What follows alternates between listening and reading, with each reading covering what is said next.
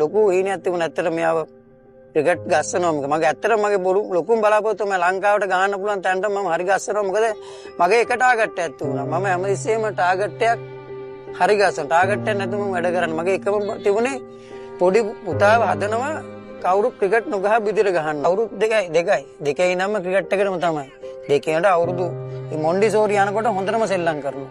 හොඳටම සෙල්ලම් කරනවා. ප්‍රශ්න ආවොත් තමයි අපිට ජයග්‍රහණයක් කරන්න පුළුවන්. මම මිසකුවක් දැන් මොකද මෙයා ඩිස්ට්‍රික්ට් එකේ ඉඳන් අවුරුදු ඉස්කෝලේ 3 වසරේ ඉඳන් ක්‍රිකට් ගහන්නේ. ඒ කාලේ ඉඳන්ම එකම විදියටම මැච් වල ගහනවා.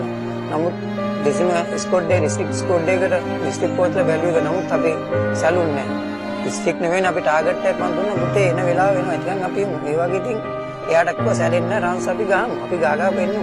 ගහමු අපිට එන වෙලාවක් එනවා. මොන දේ කරත් වාසනාවක් නැතු බෑ. ඇත්තටම කිව්වොත් එහෙම ඔච්චර දක්ෂ වුණත් අඳින්න නමුත් තිබුණේ නැහැ. මාරම දුෂ්කරයි. කන්න සමහර විට කන්න එක වෙලක් නැතුවත් ඉඳලා තියෙනවා. නමුත් එයා බඩගිනි තියන්නේ නැහැ. මොනවා හරි කරලා එයාට කන්න දීලා තමාට එක සපත්තු දෙක අවුරුද්දෙම ගහලා තියෙන එකම කිට් එක. මොකද හැමතිස්සෙම ඇවිල්ලා මම මේක හොදනවා. හොදලා වේලෙන් දානවා. හැමතිස්සෙම ගෙදර වයිප් එක ඇවිල්ලා යාට වැඩ කරනවා. මම යාට වයිප්ට හොදන්න බෑ. චෙච්චෙටම කුණුනේ. ඒක හැමතිස්සෙම හොදලා කරලා ගෙදර පෑන් එකක් සාමාට ඉන්න තැන තුන ඒ පෑන් එකේ තමයි එළින ගඳා. ඒක තමයි උදේ රන්දල යවන්නේ. එහෙම තමයි ජීවිතේ සෑහෙන කටුක එයා දන්නවා. ඒකේ සාදු ගානේදී සාමාන්‍ය පොඩි තලක හිටියේ. එකම ඇඳේ අපි තුන් දෙනාම බුද්ධිය ගත්තේ. ලයිට් එකක්වත් නැහැ. එහෙම ජීවිතන් සෑහෙන ගත කරා. බුද්ධ ධර්මෙත් එක්ක හැමතිස්සෙම ඉන්න ගෙදර මේ සීමා බෝධි රුවන්වැලිසෑය ඔක්කොම ගෙදර හරි ගස්සලා ඒවට පේ කරන හැමතිස්සෙම ඉතින් ඔයා හැමදාම දැන් ගෙදරට ගියත් මම අමාට වීඩියෝ කෝල් එකක් කරගෙන එතනට එයාට පෙන්නනවා මම ඉන්න. එයා ගෙදර කොහේ ගියත් අරගෙන යනවා. බුදු රූප අරෝමේ අරගෙන ගිහිල්ලා එයා ඒ පැත්තේ ඉන්න මං කෝ වර්ධින්නේ නැහැ. අපිට වාසනාව නැහැ. වාසනාව එන්න කාලේ එන වෙලාවට එයි. එකන් ඉන්නේ ඉවස කියන කියලා තමයි මම මිසම් කිව්ව කවුරු මොනවාක්වත් ඕන තරම් ප්‍රශ්න හැම සිස්ටම් ප්‍රශ්න ගොඩාක් ආවා එයාට. ඔය ප්‍රශ්න එනකොට තමයි අපිට ශක්තිමත් වෙන්නේ. එතෙන්දි වැටුනොත් තමයි අපි හැමදාම අසරණ වෙන්නේ. ඒකෙදි නැගිටලා හිටපු කෙනා ජයග්‍රහණය කරනවා. ඒක තමයි ඉතින් කොටාද කරන දේ තුනත් මුල අමතක කරනවා නම් අපිට හැමදාම වරදිනවා. මුල අමතක කරන කෙනා මම කවදාක ඒක මම තදින්ම ඉන්නවා. මුල අමතක කරන්න දෙන්නේ නැහැ. මුල තමයි අපිට ඒකේ මුලත් එක්ක අපේ යන ගමනක් යන්න රටට දේවයක් කරන්න. සල්ලිමත් නෙමෙයි අපේ ජීවිතේ. පුතා හැමදාම ටුවර් එකක් කරොත් හම් වෙනනම් පිනට දාමන දෙන්න මම පුරුදු කරලා තියෙනවා.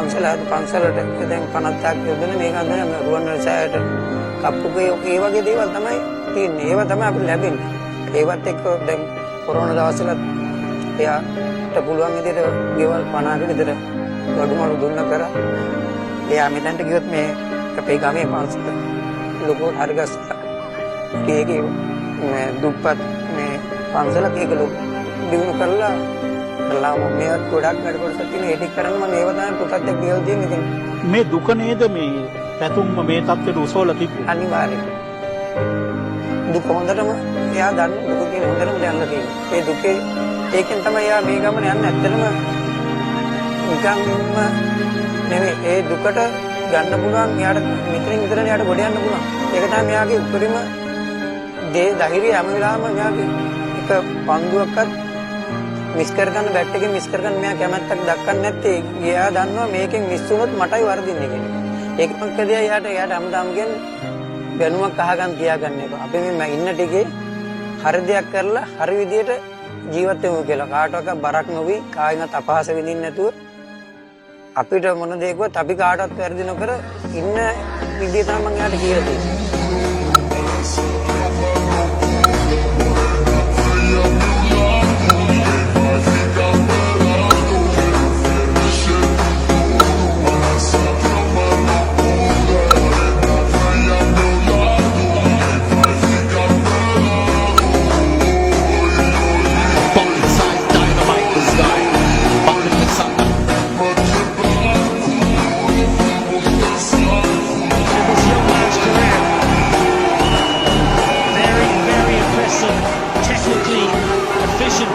Sri Lanka.